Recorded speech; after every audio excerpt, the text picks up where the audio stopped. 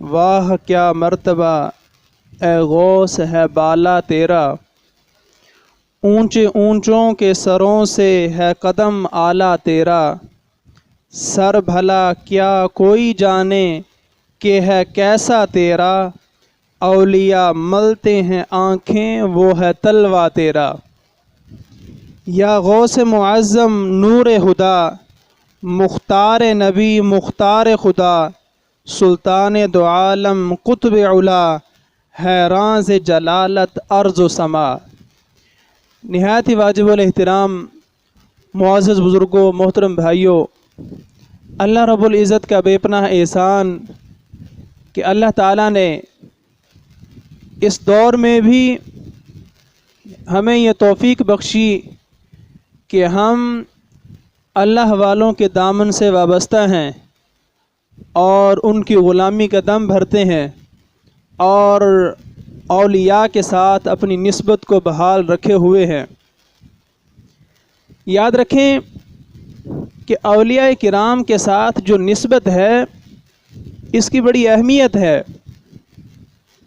میں اس کو مولانا روم کی ایک حکایت کے ساتھ جو ہے وہ مزید اس کی وضاحت کرتا چلوں۔ مولانا روم لکھتے ہیں کہ ایک دفعہ کانٹے نے جو ہے وہ زبان حال سے اللہ کی بارگاہ میں یہ فریاد کی کہ اے مالک و مولا، تیرے صفاتی ناموں میں سے ایک نام ہے ستار العیوب۔ یہ تیری شان ہے کہ تو عیبوں کا چھپانے والا ہے، تو عیبوں پر پردہ ڈالنے والا ہے، یہ تیری شان ہے۔ لیکن اے میرے مالک، میں تو کانٹا ہوں اور کانٹا ہی ہوں، تو میرے تو عیب ساروں کے سامنے واضح ہیں، مجھے کون برداشت کرے گا اور مجھے کون گوارا کرے گا؟ تو اللہ رب العزت نے کانٹے کی اس فریاد پر جو ہے اس کی داد رسی فرماتے ہوئے اس کانٹے پر پھول کی کلی کو جو ہے وہ پیدا فرما دیا اور فرمایا کہ تم جو ہے اپنے آپ کو پھول کی کلی میں جو ہے وہ چھپا لو، تو سارے لوگ جو ہیں وہ تمہیں برداشت کریں گے۔ پھر مولانا روم جو ہے وہ نتیجہ نکالتے ہوئے فرماتے ہیں کہ یاد رکھیں کہ باغیچے میں، گلستان میں جہاں پر پھول کے پودے ہوتے ہیں، وہ سارے کانٹے جو ہیں وہ قابل برداشت ہوتے ہیں اور سارے مالی جو ہیں ان کو اپنے گلستان میں برقرار رکھتے ہیں جن کی نسبت پھول کے ساتھ ہے۔ جو پھول کے سائے میں اپنے آپ کو چھپائے ہوئے ہیں وہ چاہے کانٹے ہی ہوں وہ پھر بھی قابل برداشت ہیں، پھر بھی وہ قابل قبول ہیں۔ لیکن وہ کانٹے کہ جنہوں نے اپنے آپ کو پھول کی نسبت سے دور رکھا اور خود کو پھول سے دور رکھا اور پھول کی چھاؤں میں نہ آئے، وہ کانٹے جو ہیں وہ نکال دیے جاتے ہیں، ان کی گلستان میں کوئی جگہ نہیں ہوتی، وہ باغیچے میں جو ہے وہ برقرار نہیں رکھے جا سکتے۔ پھر فرماتے ہیں کہ یہی مثال ہے ان لوگوں کی کہ جو لوگ اپنے آپ کو اولیاء کاملین کے ساتھ اپنی نسبت کو برقرار رکھتے ہیں، جس طرح کانٹا پھول کے ساتھ نسبت رکھتے ہوئے وہ برداشت ہو سکتا ہے اور وہ باغیچے کی زینت رہتا ہے اور گلستان میں وہ رہتا ہے، اسی طرح کیونکہ جہاں پر پھول ہیں وہیں پر کانٹے ہیں، گلستان ہے وہاں پر پھول ہیں، تو جو کانٹے پھول کے ساتھ جن کی نسبت ہے وہ بھی گلستان میں باقی ہیں، اور وہ کانٹے کہ جنہوں نے اپنی نسبت کو پھول کے ساتھ قائم نہ رکھا، مالی جو ہے ان کو نکال دیتا ہے۔ تو اسی طرح وہ مسلمان جنہوں نے اولیاء کاملین صالحین کے ساتھ اپنی نسبت کو برقرار رکھا، تو جہاں پر اولیاء ہوں گے وہیں ان کی نسبت والے ہوں گے، وہیں پر ان کے ماننے والے ہوں گے، اور جنہوں نے خود کو اولیاء سے جو ہے وہ دور رکھا اور صالحین کے منکر ہوئے اور اللہ والوں کی جو ہے وہ شان کے منکر رہے، وہ لوگ جو ہے وہ گلستان میں نہیں ٹھہر سکیں گے۔ مالی جو ہے ان کو باہر نکال دیتا ہے، جس طرح کانٹوں کو ویسے ہی وہ باہر نکال دیے جائیں گے۔ تو آج کے اس دور میں اگر ہم حضور غوث پاک رحمۃ اللہ تعالی علیہ کے ساتھ اپنی نسبت کو برقرار رکھے ہوئے ہیں اور ان کی غلامی کا دم بھرتے ہیں اور ان کے ساتھ اپنی نسبت کو جو ہے وہ جتاتے ہیں، تو اس کا یہ فائدہ ہے کہ جہاں حضور غوث پاک تشریف فرما ہوں گے وہیں پر اس نسبت کی برکت سے اللہ رب العزت ہمیں بھی جگہ عطا فرمائے گا، اور ان کے صدقے اللہ رب العزت ہمارے حال پر بھی رحم فرمائے گا۔ یہ ایک نسبت کا جو ہے وہ فائدہ ہے۔ تو آج کے دور میں جو لوگ یہ کہتے ہیں کہ جناب 11ویں کا کیا فائدہ ہے، حضور غوث پاک کی جناب نسبت کا کیا فائدہ ہے، کسی کے مرید ہونے کا کیا فائدہ ہے، تو یہی فائدہ ہے۔ آپ حضور غوث پاک کی جناب نسبت کو برقرار رکھیں، آپ کسی باعمل پیر کے مرید ہوں، آپ صلحاء کی مجلس میں بیٹھیں، ان کی معیت میں بیٹھیں، اپنی نسبت کو برقرار رکھیں، تو جس طرح کانٹا اگر پھول کے ساتھ جڑ جائے تو وہ کانٹا بھی وہیں پر رہتا ہے جہاں پر پھول ہوتا ہے، تو اسی طرح ہم چاہے اعمال میں بہت کم درجے کے ہیں اور اعمال ہمارے اس قابل نہیں ہیں، لیکن اس نسبت کی برکت سے ہم بھی وہیں ہوں گے جہاں اولیاء اور صالحین ہوں گے۔ پھر اس کو مزید جو ہے وضاحت کرتا چلوں کہ حضرت انس رضی اللہ تعالی عنہ آپ سے روایت ہے، فرماتے ہیں کہ ہم پریشان ہوئے کہ یا رسول اللہ، دنیا میں تو ہماری یہ حالت ہے کہ جیسے ہی ہم آپ سے دور ہوتے ہیں، جب بے چینی جو ہے وہ تنگ کرتی ہے اور آپ کی یاد ہمیں ستاتی ہے، تو حضور ہم آپ کی زیارت کے لیے چلے آتے ہیں، ہم آپ کی بارگاہ میں حاضر ہو جاتے ہیں، حضور آپ کا والضحیٰ والا چہرہ جو ہے وہ ہم دیکھ لیتے ہیں، واللیل والزلفوں کی زیارت ہو جاتی ہے، وما ينطق عن الهوى ان هو الا وحی یوحیٰ کی گفتگو جو ہے وہ ہم سن لیتے ہیں، آپ کی زبانی اللہ کے پیغام سن لیتے ہیں، حضور آپ کی زیارت کر کے ہمیں سکون جو ہے وہ حاصل ہو جاتا ہے۔ لیکن یا رسول اللہ، آپ تو افضل الانبیاء، افضل المرسلین، امام الانبیاء، امام القبلتین، اللہ کے حبیب، حضور آپ کی اتنی شانیں ہیں، اور ہم کہاں حضور، ہم آپ کے غلام، ہم کہاں، ہماری اوقات کہاں، تو حضور قیامت کے دن ہمارا کیا بنے گا؟ حضور آپ تو جنت کے اعلیٰ علیین درجوں میں ہوں گے، اور حضور ہمارا کیا بنے گا، ہم کہاں ہوں گے؟ تو حضور نے کیا بہترین جواب ارشاد فرمایا، فرمایا کہ المرء مع من احبہ، بندہ اسی کے ساتھ ہوگا قیامت کے دن جس کے ساتھ وہ محبت کرتا ہوگا۔ حضرت انس بن مالک رضی اللہ تعالی عنہ ارشاد فرماتے ہیں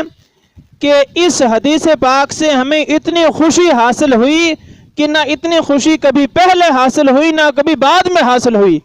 ہم حضور کی زیارت بھی کر کے واپس آ رہے تھے اور ہم خوشی کی یہ عظیم دولت بھی لے کر آ رہے تھے کہ ہم حضور سے محبت رکھتے ہیں اور قیامت کے دن ہم حضور کے ساتھ ہوں گے۔ المرء مع من احبہ، بندہ جس کے ساتھ محبت کرے گا بندہ قیامت کے دن اسی کے ساتھ ہوگا۔ تو حدیث سے بھی یہ ثابت ہے کہ اگر ہم اولیاء صالحین کے ساتھ محبت رکھیں گے، اعمال میں ہم ان سے کم ہیں، لیکن پھر بھی اس نسبت کی وجہ سے اللہ رب العزت ہمیں جو ہے وہ ان کی معیت عطا فرمائے گا۔ تو 11ویں شریف جو ہے یہی ایک سلسلہ ہے کہ حضور کی امت کو صالحین کی طرف جو ہے متوجہ کیا جائے، سچے لوگوں کے ساتھ جو ہے وہ جڑا جائے اور ان کی معیت کو اختیار کیا جائے۔ اور قرآن بھی اسی چیز کا حکم دیتا ہے، یا ایھا الذین آمنوا اتقوا اللہ وکونوا مع الصادقین۔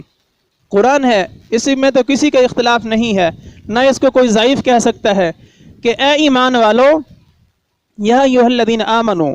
اے ایمان والو، اللہ رسول کو ماننے والو اور اللہ رسول کی ماننے والو، اتقوا اللہ، اللہ سے ڈرتے رہو، تقوی کو اختیار کرو، خوف خدا کو اپنے دلوں میں بساؤ، خشیت الہی کو اپنے اوپر طاری کرو، اتقوا اللہ، اللہ سے ڈرو اور تقوی کو اختیار کرو، وکونوا مع الصادقین، اور سچے لوگوں کے ساتھ ہو جاؤ، سچے لوگوں کے ساتھ ہو جاؤ، وہ لوگ جنہوں نے ساری زندگی سچ پر گزاری ہے، وہ لوگ جنہوں نے ساری زندگی اللہ رسول کے فرمان برداری میں گزاری ہے، ان لوگوں کے ساتھ ہو جاؤ، اب قرآن پاک کی آیت، حدیث رسول اور مولانا روم کی حکایت جو ہے وہ ان ساروں کو جب اپنے سامنے رکھتے ہیں تو میرا خیال ہے جس کے اندر جو ہے وہ عقل اور فہم اور شعور ہے وہ کبھی بھی 11ویں شریف کو ناجائز نہیں کہہ سکتا۔ معیت کا ایک طریقہ ہے کہ جو لوگ اس وقت موجود تھے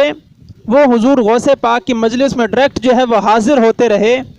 اور ان کو معیت نصیب ہوئی، اور ان کا وصال ہونے کے بعد جو آج کے لوگ ہیں ان کو بھی معیت نصیب ہو سکتی ہے۔ حضور غوث پاک نے جو ہے وہ اپنا فیضان جو ہے وہ عام رکھا ہے کہ آپ مدرسہ میں تشریف فرما تھے، آپ نے فرمایا کہ جنہوں نے میری بیعت کی وہ بھی میرے مرید ہیں، جو میرے مدرسہ میں پڑھتے ہیں وہ بھی میرے مرید ہیں۔ مریدوں نے عرض کی کہ حضرت یہ تو بہت تھوڑی تعداد ہے، نہ ہر کوئی آپ کی مجلس میں آ سکتا ہے، نہ ہر کوئی آپ کی بیعت کر سکتا ہے، نہ ہر کوئی آپ کے مدرسے سے پڑھ سکتا ہے۔ تو فرمایا کہ میرے مدرسے کی گلی سے جو گزر گیا وہ بھی میرا مرید ہے۔ لیکن مرید ہیں، دیکھتے ہیں کہ جناب آج جو دریائے رحمت جو ہے وہ جوش میں ہے، تو کیوں نہ ہم مزید اس کو جو ہے وہ طغیانی کی طرف لے کر جائیں اور اس مزید لہریں جو ہیں وہ پیدا کریں۔ انہوں نے کہا کہ حضرت ہر کسی کے بس کی بات تو نہیں ہے کہ آپ کے مدرسے کی گلی سے گزرے۔ تو آپ نے ایک یادگار جملہ فرمایا کہ جو بندہ جہاں کہیں بھی ہو وہ مجھ سے محبت رکھے اور میرا نام لینے سے اس کے سینے میں ٹھنڈ پڑ جائے تو وہ بھی میرا مرید ہے۔ تو 11ویں شریف جو ہے اسی نسبت کا نام ہے کہ ہم حضور غوث پاک کا یہاں پر ذکر کرتے ہیں، ان کا ذکر خیر سن کر اور کر کے ہمارے سینوں میں جو ہے وہ ٹھنڈ پیدا ہوتی ہے، اور یہ بھی ان کے ساتھ ایک معیت کا جو ہے وہ تعلق ہے اور ایک وسیلہ ہے اور ایک ذریعہ ہے۔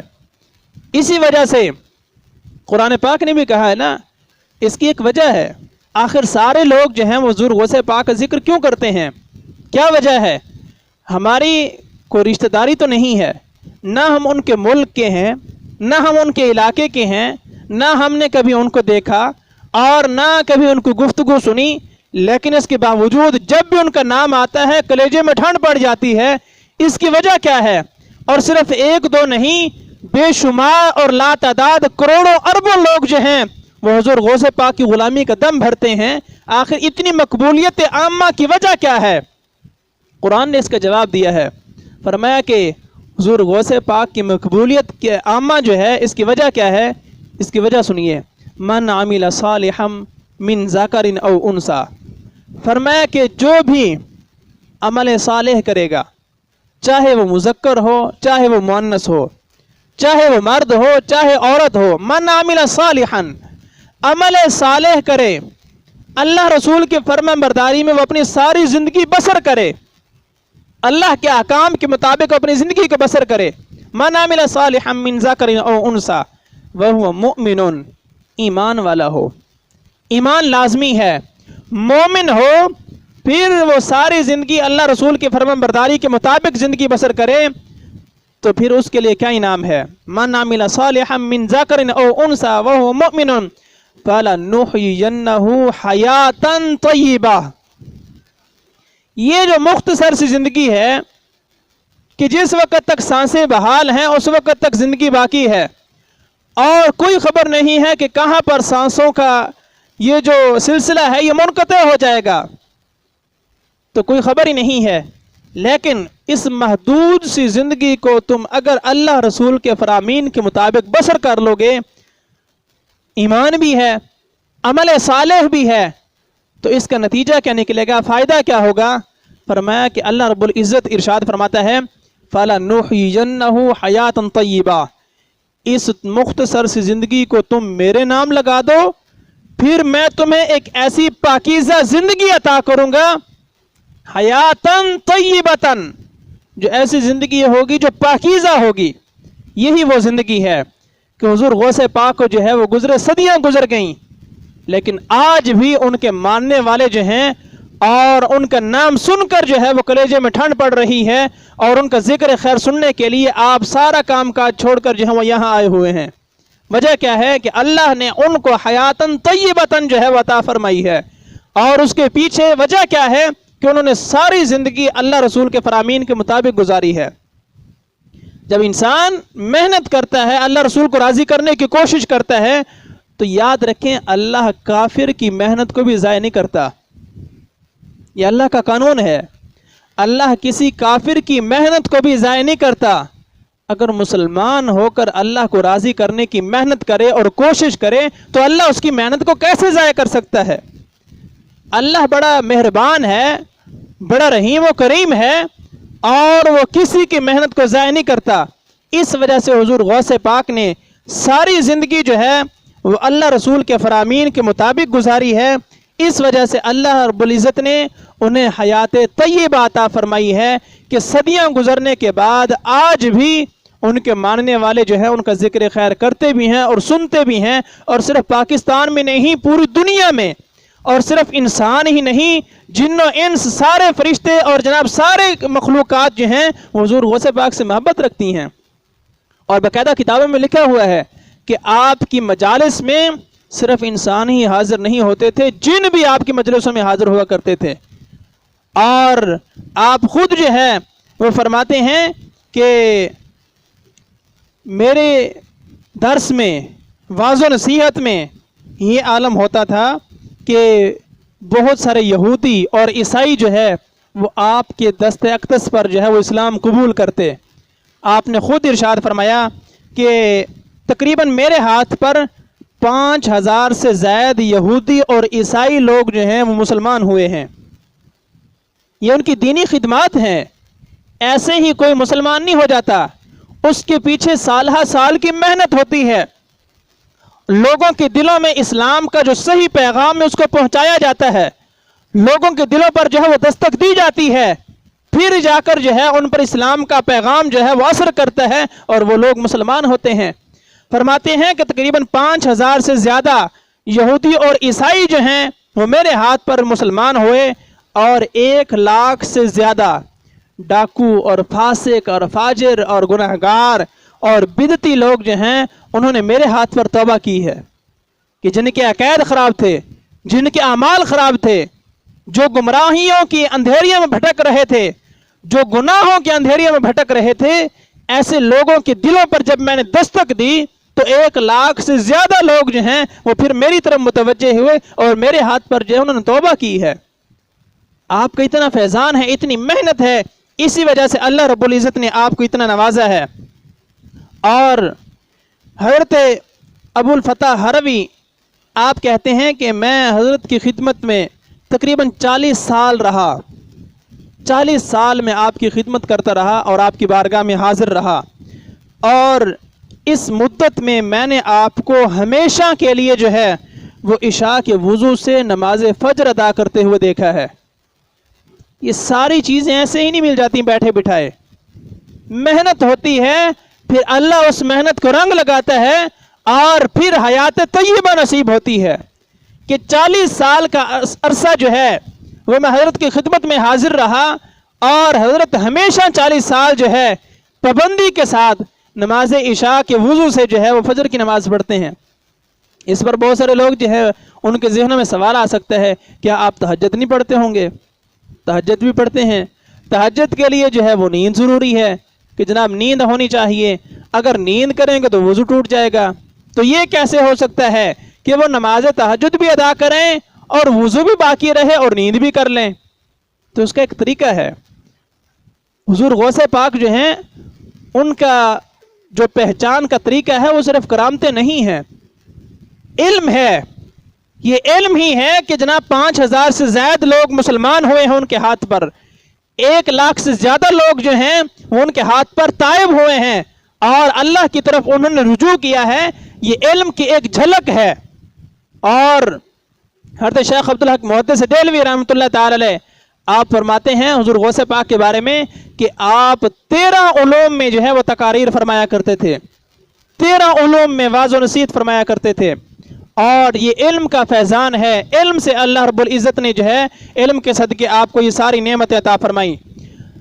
تو ایک عام آدمی، ایک عام آج کے دور کا طالب علم اگر وہ دین پڑھ لے تو اس کو بھی یہ مسئلے کا پتہ ہے کہ نیند اس وقت وضو کو توڑتی ہے کہ جس وقت نیند کی وجہ سے اعضاء جو ہیں وہ ڈھیلے پڑ جائیں، اعضاء ڈھیلے پڑ جائیں، کہ کوئی انسان ٹیک لگا کر نیند کر رہا ہو، اس کو نیند آ جائے، پھر اس کی ٹیک کو اگر ختم کیا جائے تو وہ گر جائے، یا وہ کسی سہارے کے ساتھ نیند کر رہا ہے تو اگر اس سہارے کو ختم کیا جائے تو وہ نیند کی وجہ سے گر جائے، اس صورت میں وضو جو ہے وہ ٹوٹ جاتا ہے۔ اگر بندہ بغیر کسی سہارے کے بیٹھے بیٹھے نیند کر لے اور تہجد کے لیے صرف ایک اونگ آنا کافی ہے، یہ نہیں کہ آپ 5-6 گھنٹے سوئیں گے تو پھر ہی آپ تہجد پڑھ سکیں گے، نہیں، آپ کو نیند کا صرف ایک جھٹکا لگ جائے اور آپ کو جناب اونگ آ جائے، نیند آ جائے، آپ تہجد پڑھ سکتے ہیں۔ تو طریقہ کیا تھا حضرت کا؟ آپ نماز تہجد کے لیے اسی انداز کو اپناتے کہ جس میں نیند بھی ہو جاتی ہے اور وضو بھی نہ ٹوٹتا۔ 40 سال کا عرصہ، 40 سال، نہ 40 گھنٹے ہیں، نہ 40 دن ہیں، نہ 40 مہینے ہیں، 40 سال کا عرصہ۔ اور یہ حضرت ابو الفتح فرماتے ہیں کہ میں 40 سال کا عرصہ ان کے ساتھ رہا تو 40 سال کے عرصے میں نے یہ دیکھا، کیا خبر کہ پہلے سے کتنے عرصے سے یہ معمول چل رہا ہے، کتنا عرصہ ہو چکا ہے کہ خود کو اللہ رسول کے فرامین کے مطابق جو ہے وقف کیا ہوا ہے، اللہ رسول کی عبادت میں جو ہے وہ خود کو مصروف رکھا ہوا ہے۔ تو اس انداز سے آپ نیند بھی کر لیتے، نماز عشاء کے وضو کے ساتھ نماز فجر بھی ادا کر لیتے، تو یہ کوئی مشکل نہیں ہے، یہ کوئی بعید نہیں ہے، اس میں محنت کی ضرورت ہے۔ اور مزید یہ کہ مسلسل حضرت نے 15 سال تک جو ہے وہ ہر رات ختم قرآن کیا ہے، ہر رات، یہ پابندی ہے، اور باقاعدہ اپنی نفس کشی ہے، مجاہدات ہیں، اپنی خواہشات کے نفس کے خلاف جو ہے وہ چلنا اور خود کو اللہ کے فرامین کے مطابق ڈھالنا، اللہ کے حکم کا پابند سمجھنا۔ 15 سال تک جو ہے وہ مسلسل ہر رات آپ ختم قرآن کرتے۔ اور ایک دفعہ آپ مینارہ سے جو ہے وہ نیچے تشریف لا رہے تھے، شیطان نے کہا کہ جناب اتنا عرصہ ہو گیا آپ عبادت کر رہے ہیں، ختم قرآن کر رہے ہیں، آج تھوڑا دیر آپ آرام کر لیں، تو بڑی عبادت کر لی ہے، تھوڑی دیر آرام بھی تو ضروری ہے، آپ آرام کر لیں پھر تلاوت قرآن کر لینا۔ تو اگر ہم جیسا کوئی ہوتا تو فوراً ہاں جی مشورہ تو ٹھیک ہے، نیند بھی تو ضروری ہے، صحت کا خیال رکھنا چاہیے، لیکن جو پانے والے ہوتے ہیں وہ شیطان کے بہکاوے میں نہیں آتے۔ آپ نے شیطان مردود کے بارے میں جو ہے وَلَا حَوْلَ وَلَا قُوَّةَ إِلَّا بِاللَّهِ الْعَلِيِّ الْعَظِيمِ پڑھا اور اس کو جھٹک دیا اس کے خیال کو، اور اسی قدم پر کھڑے ہو کر ایک ہی ٹانگ پر پورے قرآن کو جو ہے وہ ختم کیا، پورے قرآن کو پڑھا۔ یہ وہ لوگ ہیں کہ جن کے سامنے شیطان بھی زج ہو کر اور ذلیل و رسوا ہو کر نکلتا ہے۔ آپ نے وہ واقعہ سنا نہیں ہے کہ شیطان جو ہے وہ ٹھنڈے بادلوں کی صورت میں جناب حاضر ہوا اور کہا کہ اے عبد القادر میں تمہارا رب بول رہا ہوں اور تم نے بڑی عبادت کر لی ہے، مجھے راضی کر لیا ہے، اب تمہیں عبادت کی ضرورت نہیں ہے، تم میرے احکام سے بری ہو اور احکام کی پابندی ختم، اب عبادات جو ہیں وہ آپ ترک کر دیں۔ تو آپ نے کہا یہ علم ضروری ہے، اس وجہ سے میں بار بار علم کی طرف متوجہ کرتا رہتا ہوں کہ علم ضروری ہے۔ آپ نے کہا کہ عبادت، نماز، روزہ، یہ ساری چیزیں یہ تو انبیاء کو بھی معاف نہیں ہوئیں، جبکہ اللہ کے سب سے جو مقدس اور مقرب لوگ ہیں وہ انبیاء ہیں۔ جب یہ عبادات، یہ احکام جو ہیں انہیں معاف نہیں ہوئے تو عبد القادر کون ہوتا ہے کہ جس سے یہ ساری پابندیاں ہٹا لی جائیں؟ تو اس وجہ سے آپ نے لا حول ولا قوت الا باللہ العلی العظیم پڑھا تو وہ سارا بادل جناب جو ٹھنڈا ٹھنڈا نظر آ رہا تھا وہ سارا پھٹ گیا اور ختم ہو گیا۔ پھر شیطان نے دوسرا وار کیا اور کہا کہ عبد القادر تمہیں تمہارے علم نے بچا لیا ہے، تمہیں تمہارے علم نے بچا لیا ہے۔ فرمایا کہ اے مردود دوبارہ پھر سے مجھ پر حملہ کر رہا ہے، مجھے میرے علم نے نہیں، مجھے میرے رب کے فضل نے بچایا ہے، مجھے میرے اللہ نے بچایا ہے۔ لیکن یہاں پر یاد رکھیں کہ علم ضروری ہے، علم ہو لیکن انسان خود کو اپنے علم کو جو ہے باعث نجات نہ سمجھے۔ علم حاصل کریں، علم ہو، لیکن اس کے باوجود بچنا جو ہے وہ اللہ کے فضل سے ہی ہے، نجات جو ہے وہ اللہ کے فضل سے ہی نصیب ہونی ہے۔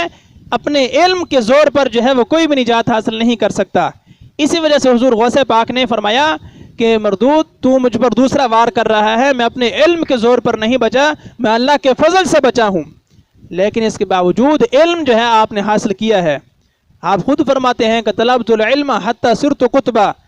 کہ میں علم حاصل کرتا رہا ہوں، اتنا میں نے علم حاصل کیا کہ علم حاصل کرتے کرتے میں کتب کے مقام پر جو ہے وہ فائز ہو گیا ہوں۔ اتنا علم حاصل کیا ہے، زندگی جو ہے وہ علم کے نام پر وقف کی ہے، دین کے نام پر وقف کی ہے۔ اور پھر صرف یاد رکھیں کہ بے علمی کی زندگی آسان ہے، علم حاصل کرنا مشکل ہے۔ پھر علم حاصل کرنا آسان ہے، اس پر عمل کرنا یہ مشکل ہے۔ پھر عمل کرنا بھی آسان ہے، اس علم کو ہضم کرنا یہ مشکل ہے۔ بہت بڑی بات کہہ رہا ہوں کہ 4 مسئلے یاد ہو جائیں، زمین پر پاؤں ہی نہیں لگتے۔ جناب تمہاری نماز غلط ہے، تمہارا روزہ خراب ہے، تم بالکل گناہگار ہو، تم فاسق و فاجر ہو۔ بہت سارے لوگ ایسے پھر رہے ہیں، جبکہ دین میں اس معاملے میں اتنی سختی نہیں ہوتی۔ میں ناراض نہ ہوئیے گا، 3 دن لوگ لگا کر آتے ہیں اور سارے کے سارے جو ہے وہ ایک ہی طرح کے کورے کاغذ ہی ہوتے ہیں،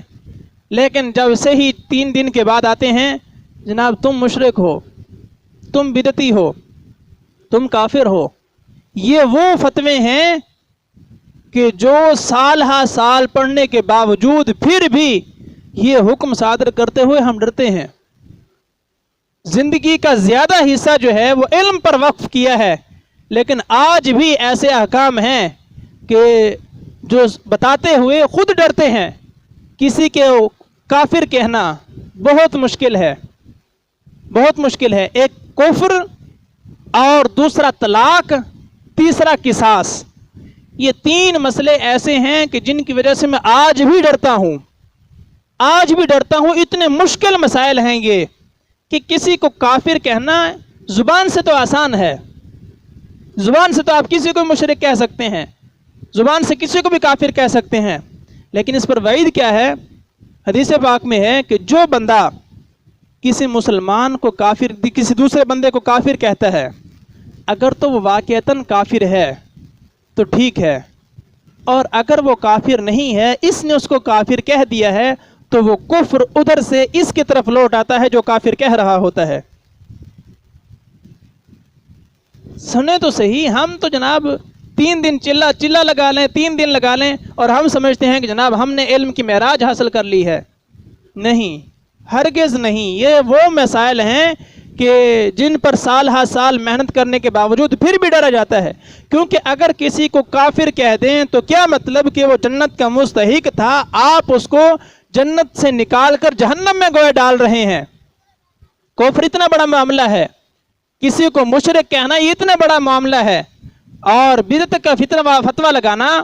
کسی نیک آدمی کو گناہگار کرنے کے مترادف ہے۔ اسی طرح قصاص کا معاملہ ہے کہ اگر خدا نہ خواستہ تھوڑی سی غلطی ہو گئی، پرلے بندے کی جان چلی جانی ہے۔ قصاص کے طور پر وہ مارا جائے گا تو پھر تو ٹھیک ہے، اگر غلطی سے وہ مارا گیا تو وہ قتل جو ہے وہ ذمہ پڑ جائے گا۔ یہی حالت طلاق کی ہے کہ قصاص کی صورت میں بندہ جو ہے وہ فوت ہوتا ہے، اور طلاق کی صورت میں اس کی زندگی جو ہے وہ اجڑ جاتی ہے، اس کی زندگی جو ہے وہ اجڑ جاتی ہے۔ اس وجہ سے احکام بتانا جو ہے وہ اتنا آسان نہیں ہے، بہت مشکل ہے۔ یہ خود کو تلوار پر چلانے کے مترادف ہے، کیونکہ اگر حکم صحیح بتائیں گے تو اس کا فائدہ ہے، جہاں تک صحیح حکم چلتا جائے گا وہاں تک جو ہے وہ ثواب بندے کے کھاتے میں لکھا جاتا رہے گا۔ اور اگر خدا نہ خواستہ غلط فتویٰ دے دیا، غلط حکم بتا دیا، اور وہ ویسے ہی چلتا رہا، جہاں تک وہ چلتا جائے گا پھر گناہ بھی تو واپس لوٹے گا۔ تو اس وجہ سے علم حاصل کریں، پھر علم پر عمل کریں،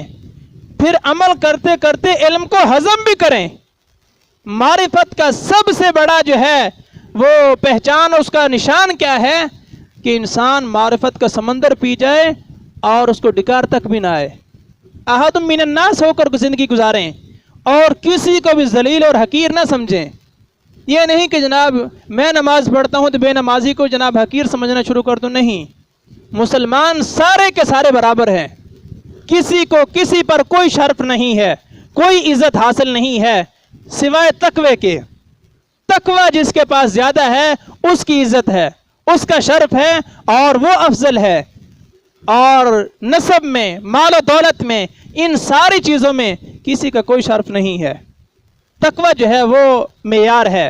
جو زیادہ متقی ہے وہ زیادہ عزت والا ہے، وہ زیادہ افضل ہے، اور جو تھوڑا متقی ہے اس کی فضیلت کم ہے۔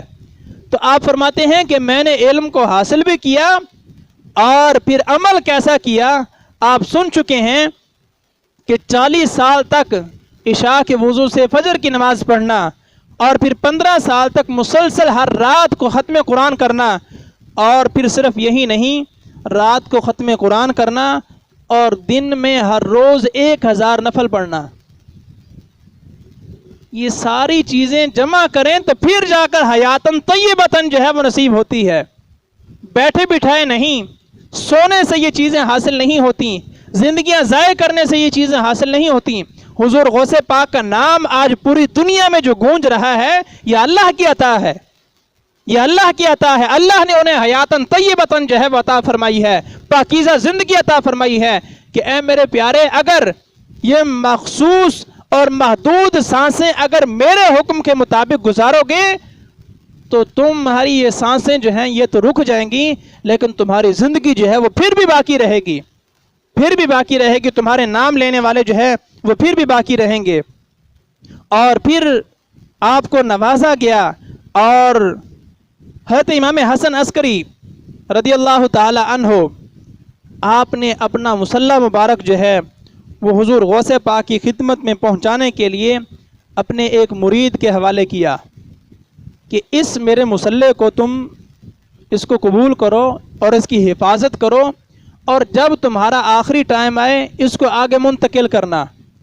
اور اس کو منتقل کرتے رہنا حتیٰ کہ 5ویں صدی کے درمیان میں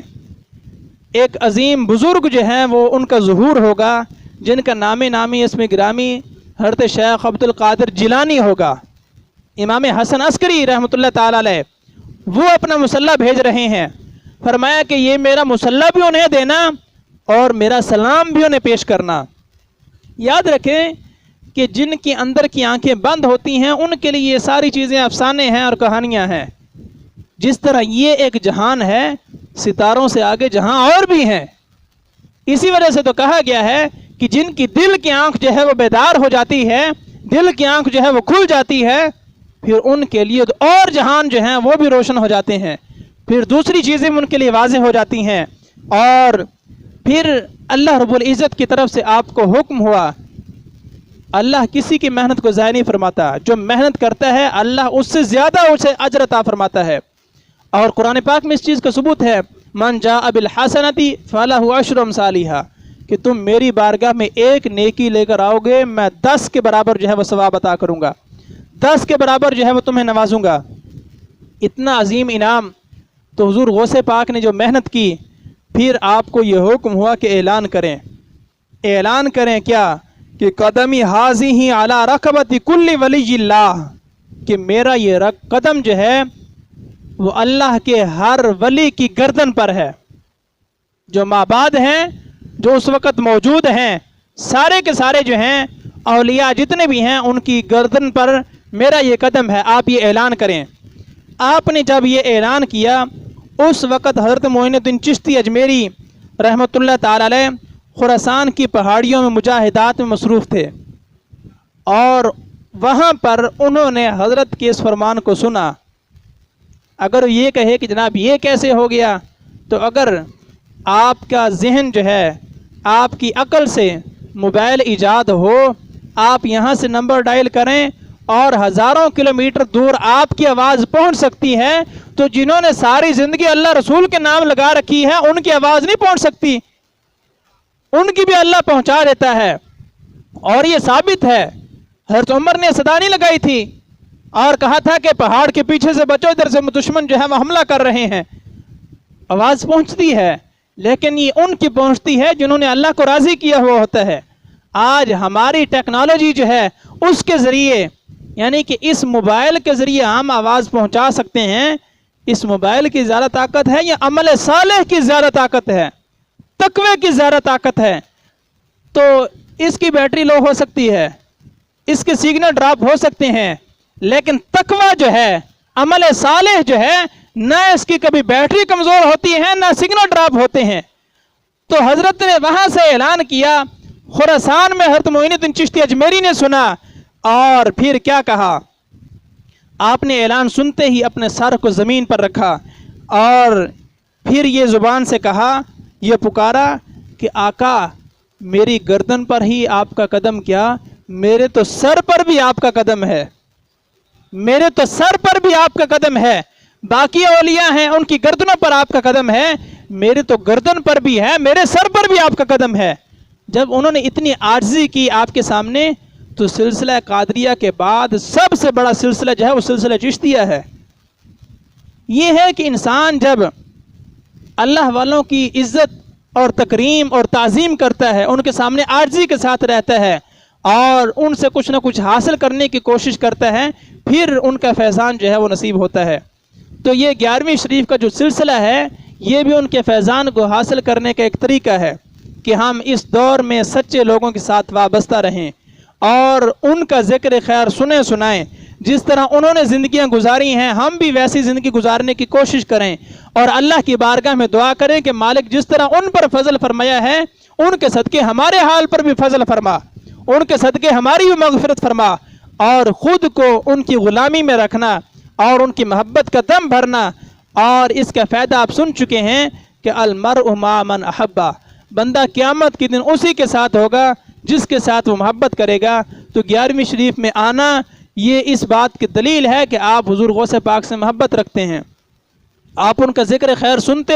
ہیں اور آپ جو ہے اس سے خوش ہوتے ہیں، تو حضور غوث پاک کا فیضان آپ کو بھی نصیب ہو سکتا ہے، ان کی نظر کرم اور نظر عنایت آپ کو بھی نصیب ہو سکتی ہے، کیونکہ آپ ان کا ذکر خیر سن رہے ہیں، اور ذکر خیر سن کر آپ کے کلیجے میں جو ہے وہ ٹھنڈ اتر رہی ہے اور احکام آپ سن رہے ہیں۔ تو اس وجہ سے بزرگوں کے ساتھ وابستہ رہیں،